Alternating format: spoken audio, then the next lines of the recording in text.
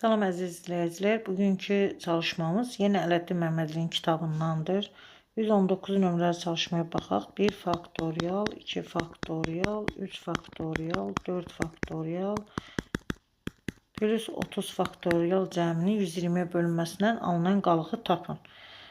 Açaq bunları 1 faktorial 1'dir, 2 faktorial 2 vurulsun 1 2'dir.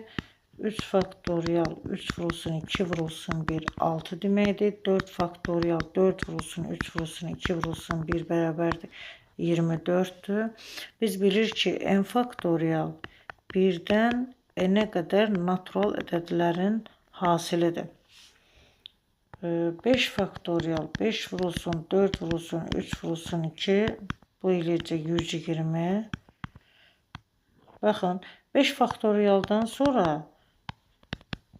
verilən ədədlərin hamısı 120'yə tam bölünəcək. Bu da 720'dir. 120'də bölünür, 720'də bölünür. Deməli 5 faktorialdan sonra 30 faktoriya qədər bu ədədlərin hamısı 120'yə bölünür deyə baxmayacaq. Bizə lazım olan 1 faktorialın cavabı 1, 2 faktorialın cavabı 2, üstə gəl 6, üstə gəl 4 faktorial da 24 deməkdir.